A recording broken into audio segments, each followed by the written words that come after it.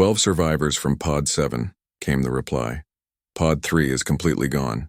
Pod 15 made it down, but the crew is changed. Nixara understood. During the quantum cascade, some of her people had been partially phased. They existed in multiple dimensions simultaneously now. Still alive, but not entirely in one reality anymore. Any word from the fleet? Silence. The Eternal Dominion was gone. 300,000 crew members, the pride of the Imperial Navy, destroyed by a species that apparently didn't even understand what they'd done. Through her helmet's cracked visor, she could see primitive aircraft approaching. Earth military, no doubt coming to capture or kill the survivors. She prepared for her final battle. Instead, the lead aircraft broadcast a message in perfect Velthari language. Attention Imperial survivors. We are here to offer medical assistance. Please do not resist, we want to help. Nixara's remaining scales shifted to deep purple, the color of complete confusion. These humans had just accidentally destroyed the most powerful ship in the galaxy. Now they wanted to provide medical aid to the survivors. What manner of species was this? The first contact center, hastily established in Nevada. Dr. Elena Rodriguez had been a xenobiologist for 20 years, but she'd never expected to actually meet aliens, especially not under these circumstances. The surviving Velthari were housed in specially constructed modules that tried to minimize quantum interference. Even so, some of them flickered occasionally, existing partially in other dimensions. Captain Nixara sat across from Elena at a metal table, her damaged scales slowly regenerating in Earth's atmosphere. She'd been suspicious at first, but the human's genuine concern for her wounded crew had gradually worn down her defenses. I don't understand your species, Nixara said in heavily accented English. You destroy our dreadnought, then offer medical aid. You have the power to reshape reality, yet you seem surprised by your own capabilities. Elena smiled sadly. We're good at building things we don't understand. It's kind of our specialty. We created nuclear weapons before we fully grasped atomic theory. We built computers before we understood consciousness. And apparently we've now built a planetary defense system by accident. The quantum field, Nixara mused. Our scientists detected it, but assumed it was natural. A property of your star system, perhaps. Nope, just human ingenuity run amok. We've been experimenting with quantum mechanics for decades, building bigger and more powerful devices without really considering the cumulative effects. Nixara's scales shifted to thoughtful blue. In the Empire, such power would be controlled by the state, regulated, weaponized deliberately. Well, that's the difference between us, I guess. We accidentally weaponize everything, then spend decades trying to figure out how to unweaponize it. The alien captain was quiet for a long moment. Then, Captain Rodriguez. Doctor, actually. Dr. Rodriguez. What will your people do with us? Elena had been dreading this question. Honestly, I don't know. This is completely unprecedented. We've never captured alien prisoners before because we've never met aliens before. Some people want to interrogate you for technology. Others want to treat you as refugees, and a few want to put you on display. And you? I want to understand why the Empire thought it was okay to show up and demand our surrender. Nixara's scales darkened. Because that's what empires do, Doctor. We've conquered 43 worlds. The pattern is always the same. Overwhelm them with superior technology. Demand submission. Integrate the useful populations. It has never failed. Until today. Until today. Elena leaned forward. What happens now? Will the Empire send more ships? The question hit Nixara like a physical blow. Her scales went white again. Doctor, you don't understand. The Eternal Dominion wasn't just any ship. It was Admiral Zextar's flagship, the most advanced vessel in the Imperial fleet. If Earth's defenses could destroy it so easily, what are you saying? I'm saying the Empire has never encountered anything like this. Your planet just became the most dangerous place in the galaxy. Elena felt a chill run down her spine. Dangerous how? Doctor, The Empire rules through technological superiority. Every species we've conquered is still using primitive weapons and basic physics. But you're manipulating the quantum substrate itself. You're rewriting the fundamental laws of reality. By accident, Elena protested. It doesn't matter. Nixara's scales flashed bright red. Don't you see? The Empire will view Earth as an existential threat, not because of your intentions, but because of your capabilities. Through the facility's windows, Elena could see the desert sky. Somewhere up there, quantum fields still rippled around Earth like invisible armor. Humanity's greatest scientific achievement, created entirely by accident. And according to their first alien contact, it had just painted a target on their entire species. Chapter 3. The Empire Responds. Imperial High Command, Velthari. Brimtzer. The throne chamber of Supreme Emperor Kolvash had witnessed the rise and fall of countless civilizations. Its walls were decorated with trophies from conquered worlds, crystalline formations from the silicon-based Arctons, bioluminescent art from the aquatic Merloth, and twisted metal sculptures from the machine worlds of the Coreward Spiral. Today, those trophies seemed to mock him. "Repeat your report, High Admiral Vexman," the Emperor commanded from his floating throne. His ancient scales had long since turned the deep black of ultimate authority, and his 12 eyes, a sign of his noble bloodline, focused with terrible intensity on the trembling officer below. "Your Magnificence," Vexman began, his 4 arms shaking as he held the data tablets. "The Eternal Dominion has been completely destroyed. All 300,000 crew members are presumed dead. Only 47 survivors made it to the planet's surface. And how exactly did a primitive world accomplish this? We don't know, Your Magnificence. The quantum readings are unlike anything in our databases. They seem to have weaponized space-time itself." Emperor Kolvash rose from his throne, his massive form casting shadows across the chamber. At 20 feet tall, he dwarfed even the largest of his subjects. His voice, when he spoke, carried the weight of 10,000 years of absolute rule. Weaponized space-time. Do you expect me to believe that a species still using chemical rockets has mastered technologies beyond our understanding? The evidence is undeniable, Your Magnificence. Our long-range sensors confirm the quantum field around their planet. It's beautiful and terrifying. The Emperor's scales shifted to dangerous crimson. Beautiful? Forgive me, Your Magnificence. I meant to say it represents a significant tactical challenge. But Emperor Kolvash wasn't listening anymore. He was remembering something from his youth, from the early days of the Empire when he'd been merely a prince learning the art of conquest. His mentor, the legendary Admiral Teziron, had once told him, "Young prince, remember this above all else. The most dangerous enemy is not the one with the biggest weapons, but the one who doesn't know how powerful they truly are." Earth, 2 weeks later. The world had changed in ways both visible and invisible. Visibly, construction crews worked around the clock, building the new xenological research centers, hastily constructed facilities to house and study the Velthari survivors. Military bases buzzed with activity as every nation on Earth tried to understand what had happened and prepare for what might come next. Invisibly, the quantum field around Earth continued to grow stronger. Every day, more energy sources came online and synced with the global network.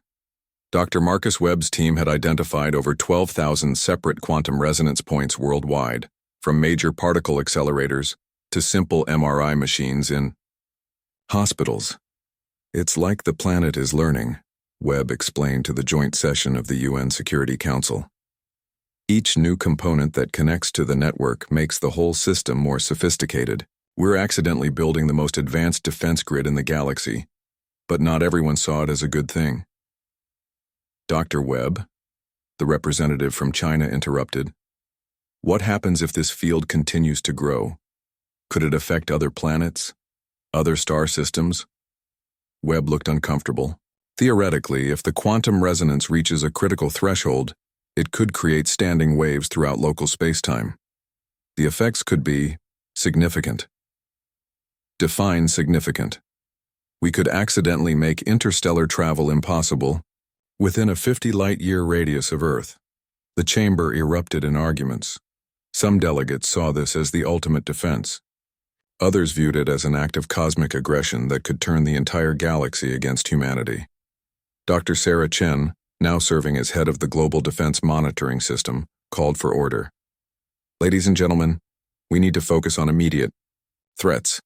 Our long-range sensors have detected movement in the outer system. The argument stopped. Every eye turned to the main display as Chen uploaded her latest data. 3 ships, much smaller than the Dreadnought, but moving fast. They'll reach Earth in 6 days, the approaching fleet. Admiral Nexiara commanded the fastest ships in the Imperial Navy, stealth cruisers designed for reconnaissance and surgical strikes. Unlike the massive Eternal Dominion, her vessels were built for speed and invisibility. The plan was simple: study the quantum field from a safe distance, identify weaknesses, and if possible, retrieve more survivors for interrogation. What she found instead changed everything. Navigation full stop, she ordered as her lead ship reached the edge of the solar system. Deploy long-range sensors. The readings that came back made no sense. Admiral, her science officer reported, the quantum field isn't localized to the planet anymore. It's spreading through the entire system. Our stealth systems are compromised. Compromised how? The field is reacting to our presence. It's learning our technology and adapting countermeasures in real time. Admiral Nexiara had earned her rank through 3 decades of successful military campaigns. She'd never retreated from a primitive world before. But as she watched her sensor readings show the quantum field actively probing her ships, learning their capabilities and weaknesses, she made a decision that would echo through history. All ships emergency jump to hyperspace, maximum range. Her fleet vanished from the solar system, leaving behind only the quantum echoes of their presence, echoes that Earth's growing defense network carefully recorded and analyzed. Back on Earth. Captain Nexiara sat in the observation lounge of the Nevada facility, watching the sunset paint the desert in shades of gold and red. Through the reinforced windows, she could see human children playing in the courtyard, the offspring of researchers and military personnel who'd been assigned to the project. Dr. Elena Rodriguez joined her at the window, carrying 2 cups of coffee. The alien captain had developed a taste for the human beverage, though it required careful chemical modification to be safe for Velthari physiology. Your reconnaissance fleet just left the system, Elena said without preamble. Nexiara wasn't surprised that the humans had detected the ships. Admiral Nexiara is cautious. She'll report back to High Command that Earth is more dangerous than initially assessed. And then the Empire will have to make a choice. Nexiara took a careful sip of her coffee. Emperor Kolvash has ruled for 10,000 years. He's conquered hundreds of worlds. But he's never faced anything like this. Elena settled into the chair beside her. What would you do in his position? Me? Nexiara's scales shifted to thoughtful blue. I would try to understand what makes humans different. Why you can create such incredible technology while remaining innocent of its implications. Innocent? Dr. Rodriguez, my people spent centuries developing our quantum understanding. We planned every step, calculated every risk. You built something even more advanced while trying to discover clean energy and cure diseases. Your greatest weapon was created by accident, by scientists who genuinely wanted to help people. Elena was quiet for a long moment. And that scares the Empire, terrifies them. Because if humans can do this by accident, what might you accomplish? On purpose? Through the window, the children's laughter drifted on the evening air. One of them, a girl of maybe 8 years old, was showing the others how to make paper airplanes. Simple folded paper, nothing more sophisticated than basic aerodynamics. But in the growing quantum field around Earth, even those paper airplanes left tiny ripples in space-time as they flew. Nexiara and Elena watched in fascination as the children unknowingly played with forces that could reshape reality itself. Dr. Rodriguez, Nexiara said quietly, I think I'm beginning to understand why my people should be afraid. Imperial High Command, Emergency Session. The reconnaissance mission confirms our worst fears, Admiral Nexiara reported to the assembled High Command. The quantum field is expanding exponentially. Within months, it could encompass their entire star system. Within years, it could affect interstellar space lanes throughout the sector. Emperor Kolvash studied the holographic displays showing Earth's growing influence on local spacetime. The beautiful blue world now appeared as a nexus of impossible energies, its quantum signature visible from thousands of light-years away. "Options," he commanded. Admiral Tolivar, head of strategic planning, stepped forward.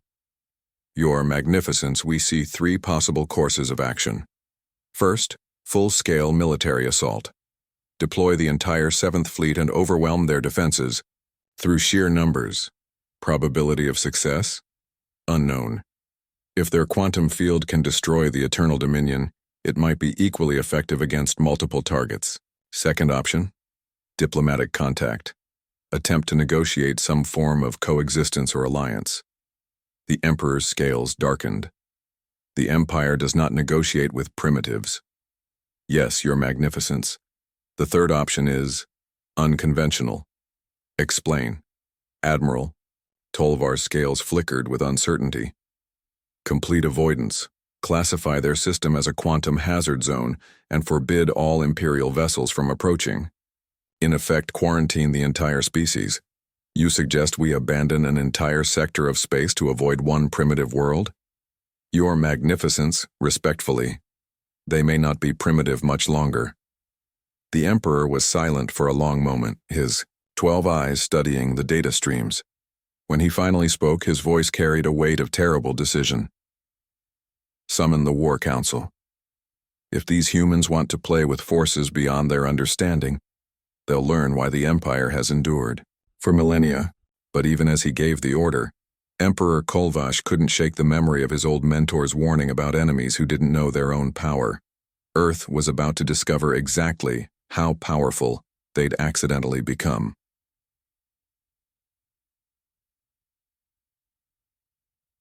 Chapter 4. Accidental Ascension. 6 months after first contact. The quantum field around Earth had evolved beyond all human understanding. What began as an accidental resonance between particle accelerators had become something unprecedented in galactic history. A living, learning defense network that seemed to have developed its own intelligence. Dr. Marcus Webb stood in the newly constructed Global Quantum Monitoring Center, watching displays that showed energy patterns he couldn't begin to explain. The mathematics were beautiful and terrifying, equations that described the fundamental structure of reality being rewritten in real time. "Status report," he called to his expanded team of scientists from every nation on Earth. "Quantum coherence is at 97% and rising," Dr. Yuki Tanaka replied from her station. "The field now encompasses the entire solar system and is beginning to affect nearby star systems." "Any signs of the Imperial fleet?" Dr. Sarah Chen looked up from her long-range sensors. "Massive quantum disturbances detected at the edge of our monitoring range. At least 50 ships, possibly more. They're maintaining position at exactly 100 light-years distance." Webb felt a chill. The Empire had responded to Earth's accidental power by deploying what appeared to be their entire military force. But they were staying well outside the range of the quantum field, a safe distance that kept growing as Earth's influence expanded. "Sir," another technician called out, "we're receiving a transmission. It's different from before." The message. The voice that emerged from Earth's communication systems was ancient and terrible. It spoke in a language that no human had ever heard, yet somehow everyone understood it perfectly. The quantum field itself was translating the words directly into human consciousness. "People of Earth, I am Emperor Kolvash, ruler of the great Galactic Empire, master of 10,000 worlds, conqueror of the spiral arms." The message continued with what seemed like an endless list of titles and achievements spanning millennia of galactic domination. "Your species has developed capabilities that threaten the natural order of the galaxy. Your quantum manipulations are disrupting trade routes, interfering with navigation systems, and causing instability in stellar phenomena across multiple sectors. In the Nevada facility, Captain Nixara listened to her Emperor's words with growing dread. Dr. Elena Rodriguez sat beside her, watching the alien scales shift through colors of fear and anticipation. We offer you one final opportunity for peaceful resolution. Surrender your quantum technologies to Imperial control. Accept integration into the Empire as a protectorate species. Your cooperation will ensure the preservation of your civilization. Elena looked at Nixara. What happens if we refuse? The alien captain's scales went pure white. Total war. The Empire will commit every resource to destroying Earth before your influence spreads further. The Emperor's message continued. You have one rotation of your planet to respond. Choose wisely, people of Earth. The Empire's patience has limits. The key. Transmission ended, leaving humanity with 24 hours to decide their fate. The Global Emergency Session. Every world leader, every major scientist, every military commander on Earth participated in the emergency session via quantum encrypted channels. The debate was immediate and intense. We should negotiate, urged the Secretary General of the United Nations. If we can find some middle ground. There is no middle ground with empires, interrupted General Hayes. They want complete surrender, or total war. There's no third option. Dr. Webb raised his hand for attention. Actually, there might be a third option, but you're not going to like it. The chamber fell silent. Our quantum field is still growing, still learning. In the past 6 months, it's integrated with every major energy source on the planet and begun extending its influence throughout the solar system. But it's also connected to something else. He activated a holographic display showing the quantum foam that underlied all of space-time, the fundamental substrate of reality itself. The field isn't just manipulating local space-time anymore. It's communicating with the quantum vacuum, learning from it, evolving with it. What are you saying, Doctor? Asked the President of the United States. I'm saying that our accidental defense system is becoming something we never intended. It's not just protecting Earth anymore. It's ascending, becoming part of the universe's basic operating system. The implications hit the room like a shockwave. You mean, Dr. Chen said slowly, we're accidentally evolving into something beyond physical existence? Not we, Webb corrected. Earth, the planet itself, along with everything connected to the quantum field. We're becoming a node in the galaxy's consciousness network. Captain Nixara's scales shifted to deep purple, the color of religious awe among her people. In our mythology, she whispered, there are legends of worlds that transcend physical existence, places where the boundary between mind and matter dissolves. We called them the awakened worlds. Myths, scoffed one of the military representatives. Are they? Nixara challenged. Your species has accomplished in 6 months what our scientists thought impossible. You've accidentally created technology that manipulates the fundamental structure of reality. What if the next accident makes you into something that doesn't need technology at all? The Emperor's fleet. 100 light-years from Earth, Emperor Kolvash watched the same quantum readings that were baffling human scientists. But unlike the humans, he recognized what he was seeing. His oldest advisor, ancient counselor Mexanth, floated beside him in her life support sphere. At 3,000 years old, she was one of the few beings in the galaxy who remembered the time of legends, the mythical era when some worlds had supposedly transcended physical existence entirely. Your thoughts, Ancient One? The Emperor asked. The patterns are familiar, Majesty. I have seen them before in the deepest archives. The humans are not simply weaponizing quantum mechanics. They are awakening something that has been dormant in their world for millions of years. Explain. Every world capable of supporting complex life has the potential for quantum consciousness, Majesty. Most species never discover this potential. They remain bound by the limitations of matter and energy. But occasionally, a species makes the right combination of discoveries at the right time in the right way, The Emperor's scales darkened. And they ascend beyond the need for physical existence. They become part of the universe's fundamental structure, immortal, omnipresent, capable of reshaping reality through will alone. Superstition. Is it majesty? What else could explain how the humans destroyed our most advanced dreadnought? What else could account for their rapidly expanding influence on spacetime itself? Emperor Kolvash stared at the holographic display of Earth's quantum signature. The pattern was hauntingly beautiful, a mandala of energy that seemed to pulse, with its own heartbeat. If what you suggest is true, Ancient One, then we face an impossible choice. Indeed, Majesty. We can attack now, while they are still mostly physical, and risk total destruction. We can retreat and allow them to complete their transformation, potentially creating an entity more powerful than the Empire itself. Or we can attempt to join them. Back on Earth, the revelation. In a small laboratory in Tokyo, Dr. Hiroshi Matsumoto made a discovery that changed everything. He'd been studying the quantum field's effects on human consciousness, trying to understand why some people seemed more sensitive to the quantum fluctuations than others. What he found was remarkable. The field isn't just protecting us, he announced, in an emergency broadcast to the global scientific community. It's changing us. Human brain patterns are synchronizing with the quantum resonance.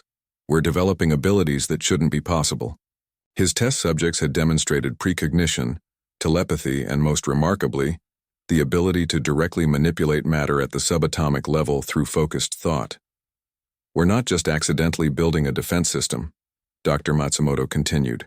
We're accidentally evolving into a species that doesn't need defense systems, because we're becoming the defense system. Dr. Elena Rodriguez watched the broadcast from the Nevada facility, with Captain Nixara beside her. The alien's scales had turned to deep gold, a color Elena had never seen before. What does that color mean? Elena asked. Enlightenment, Nixara whispered. Among my people, it's the rarest of all scale colors. It appears only when we witness something that fundamentally changes our understanding of existence. And? Dr. Rodriguez, I need to tell you something about the Empire's true history, something only the highest-ranking officers know. Elena leaned forward.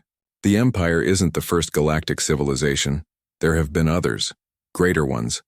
They all eventually reached the same point you're approaching now, the choice between remaining physical or ascending to something beyond matter and energy. What happened to them? They chose ascension. One by one, the greatest civilizations in galactic history evolved beyond the need for physical existence. They became part of the universe's consciousness itself. Elena felt a strange tingling sensation, as if the air around her was alive with possibility. Are they still there, the ascended civilizations? Nixara's golden scales brightened. Dr. Rodriguez, look around you. Look at what's happening to your planet. The quantum field. The consciousness expansion, the reality manipulation. You're not the first species to walk this path. You're saying they're helping us? I'm saying that every time a species reaches this threshold, they receive guidance from those who came before. The universe itself wants consciousness to evolve, and Earth is the latest candidate for graduation. Elena stared out the window at the desert sunset. But now she could see something she'd never noticed before. Subtle patterns in the light, as if the photons themselves were carrying information, carrying welcome messages from civilizations that had transcended physical existence eons ago. Humanity wasn't just accidentally becoming powerful, they were accidentally joining the universe's graduate program. The final choice. As Earth's 24-hour deadline approached, something extraordinary happened. The quantum field began broadcasting its own message, not through technology, but directly into the consciousness of every living being within its influence. Humans around the world stopped what they were doing as visions filled their minds. They saw the history of the galaxy, countless civilizations rising and falling, most destroyed by war and conquest, but a precious few ascending to something greater. They witnessed the birth of stars, the death of worlds, and the eternal, dance of consciousness throughout the cosmos, and they understood. Earth's accidental quantum field wasn't a weapon. It wasn't even a defense system. It was a cocoon, a protective shell allowing humanity to complete a transformation that billions of years of evolution had been leading toward. Dr. Marcus Webb felt tears streaming down his face as the vision showed him the true nature of what they'd created. It was never about the particle accelerators, he whispered. It was never about the experiments. The quantum field was already here, dormant in Earth's magnetic field, in the planet's core, in the very atoms that made up their world. We just gave it the energy it needed to wake up. The Emperor's realization. 100 light-years away, Emperor Kolvash experienced the same vision. For the first time in 10,000 years, the absolute ruler of the galaxy felt something he'd forgotten existed. Wonder. Ancient One, he said to Counselor Mexanth, how many worlds has the Empire conquered? 43 successfully integrated, Majesty. Hundreds more destroyed in the process. And how many were given the chance to ascend? The ancient counselor's life support sphere pulsed with sad colors. None, Majesty. We always arrived too early, in their development, or too late. We conquered them before they could evolve, or found only ruins of civilizations that had destroyed themselves trying to handle powers beyond their understanding. But Earth is different. Yes, Majesty. They achieved the impossible balance. Advanced enough to trigger quantum consciousness, but innocent enough to do it safely.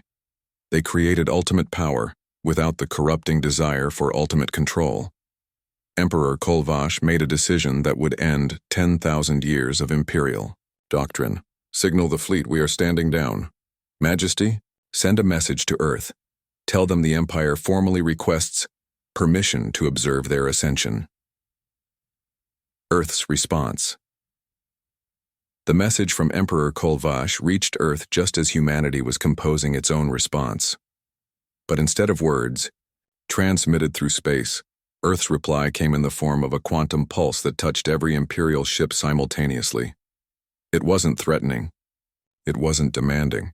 It was an invitation. Come closer, the pulse seemed to say. We have something to show you. Captain Nixara felt the invitation resonate through her entire being. Dr. Rodriguez, she said, her scales now shining with pure gold light. I think your species is about to graduate. The Ascension. What happened next had never been recorded in galactic history, because no one had ever been in position to observe it safely. The quantum field around Earth began to pulse in perfect rhythm, not with any human heartbeat, but with something deeper, the fundamental frequency of consciousness itself. Reality rippled outward from the small blue planet in waves that carried impossible information. On Earth's surface, humans began to change. Not physically, but essentially. They could still touch and be touched, still laugh and cry and dream, but they could also reach out with their minds and reshape matter with a thought. They could communicate instantaneously across any distance. They could perceive the quantum substrate that underlay all existence. Most remarkably, they remained themselves. The power didn't corrupt them because they'd gained it through love and curiosity, rather than conquest and domination.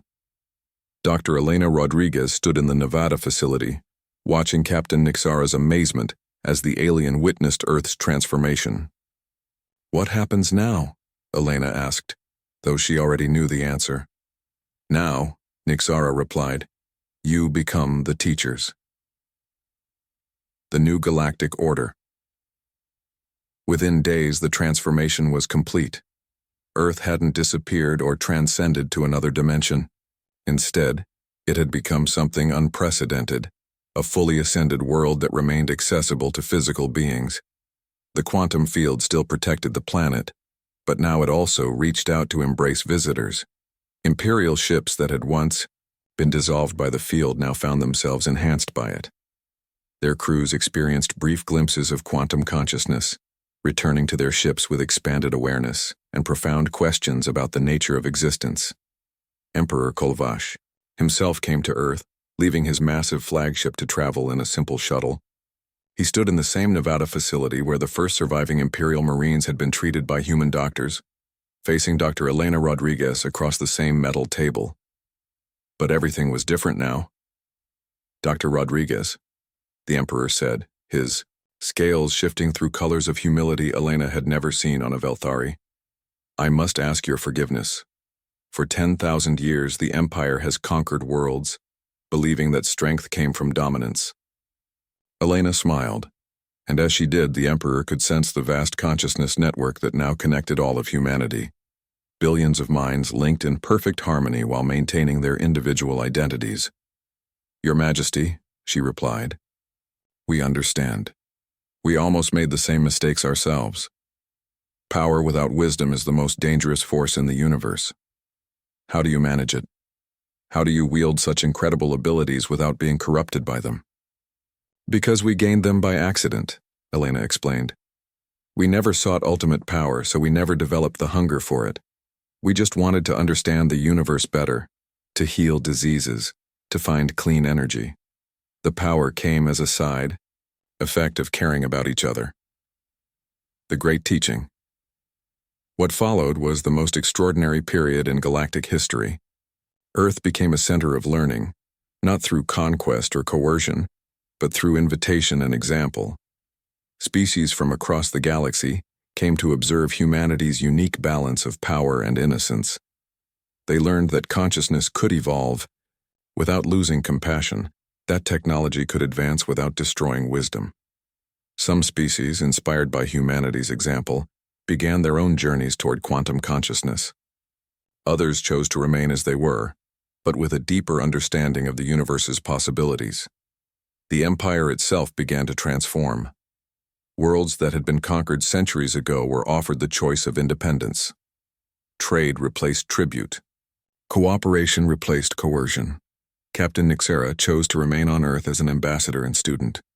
She wrote extensive reports about humanity's ascension, but her most important observation was the simplest.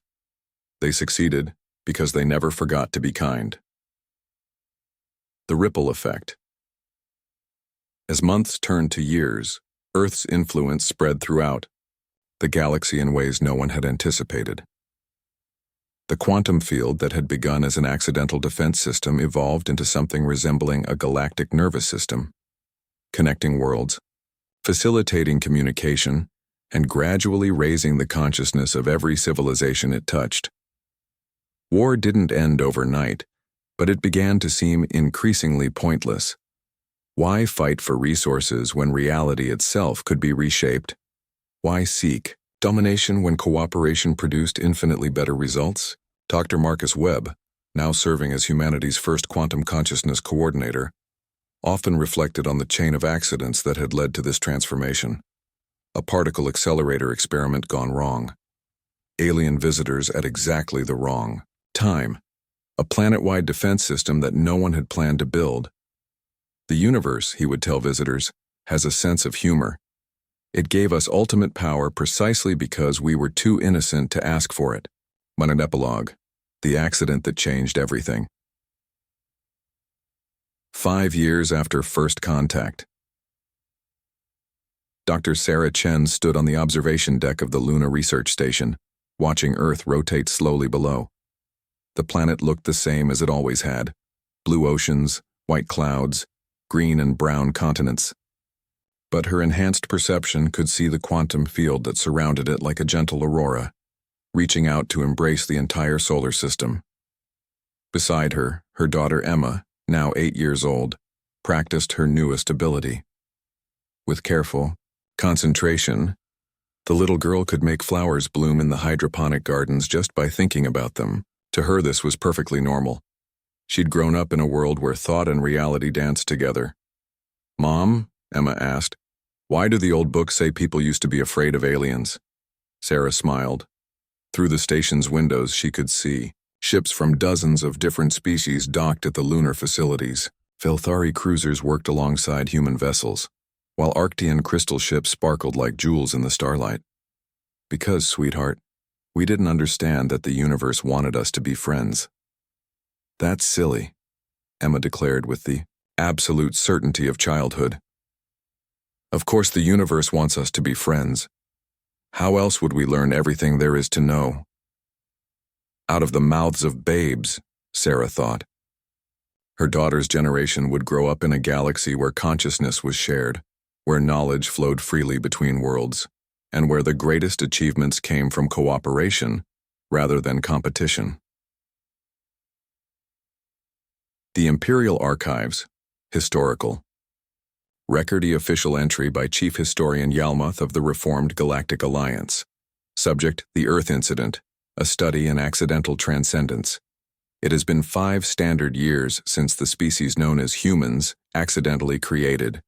The most advanced consciousness enhancement field in recorded galactic history. This report serves as both historical documentation and philosophical meditation on the nature of evolutionary progress. Key findings. Point. The humans achieved quantum consciousness not through planned research, but as an unintended consequence of legitimate scientific inquiry into clean energy and medical applications. Their success appears directly related to their lack of aggressive intent. Unlike previous attempts at forced consciousness evolution, the humans stumbled into transcendence while trying to help each other. Most remarkably, they retained their individual personalities and cultural diversity while achieving perfect mental harmony. This had been considered theoretically impossible. The Earth model has now been successfully replicated by 17 other species, always with the crucial requirement that the consciousness enhancement must emerge from altruistic research, rather than military applications. Personal note from the historian. In studying the humans, I have come to believe that the universe itself has a preference for consciousness evolution driven by curiosity and compassion, rather than conquest and control. The Earth incident was not truly an accident.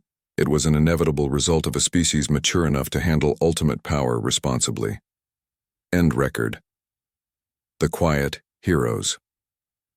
Dr. Marcus Webb never became famous in the way that conquerors and politicians did, but across the galaxy, his name was whispered with reverence by scientists who understood what he'd accomplished, not because he'd set out to change the universe, but because he'd stumbled into it while trying to solve humanity's energy crisis. Dr. Elena Rodriguez continued her work as a xenobiologist, but now her subjects included ascended beings from across the galaxy. Her greatest joy was watching species learn to trust each other, overcoming millions of years of evolutionary suspicion through shared consciousness experiences. Captain Nixara wrote the definitive guide to understanding human psychology, titled The Innocent Warriors: How Earth's Children Conquered the Galaxy Through Kindness. It became required reading at military academies throughout the Reformed Empire, and Emma Chen, the little girl who could make flowers bloom with her thoughts, grew up to become humanity's first interstellar diplomat, not through political appointment but because other species found her combination of incredible power and childlike wonder irresistibly appealing. The True Victory. The greatest victory wasn't the destruction of the Imperial Dreadnought. It wasn't even the transformation of the galactic political order. The true victory was that humanity had faced the ultimate test of power, absolute power, and remained human. They could reshape reality with a thought, but they still told jokes and cried at sad movies. They could communicate instantaneously across the galaxy, but they still enjoyed quiet conversations over coffee. They could perceive the fundamental structure of the universe, but they still found wonder in a child's laughter or a beautiful sunset. They had become gods by accident and chose to remain people by design. The final question. As the years passed, and Earth's influence continued to spread throughout the galaxy, philosophers from 100 different species debated the same question. Was humanity's ascension truly an accident? Or had the universe been waiting patiently for a species innocent enough, curious enough, and kind enough to handle the responsibility of cosmic consciousness? Dr. Marcus Webb, now in his 70s but enhanced by quantum consciousness to remain vigorous and sharp, often contemplated this question. His answer usually came back to the same simple truth. It doesn't matter if it was an accident or destiny. What matters is that we were ready when the moment came, not ready with weapons or plans or strategies, but ready with open hearts and curious minds. The greatest power in the universe, he would conclude, isn't the ability to destroy or conquer. It's the ability to learn, to grow, and to help others do the same. And in the quantum field that now connected Earth to countless other worlds, that philosophy rippled outward like waves on a cosmic ocean, gentle, persistent, and ultimately irresistible. The Galactic Empire had attacked Earth expecting an easy conquest. Instead, they discovered that the most dangerous species in the galaxy was the one that conquered through kindness, transcended through compassion, and changed the universe simply by being themselves. Humanity hadn't just survived first contact, they had accidentally taught the galaxy how to evolve. The end.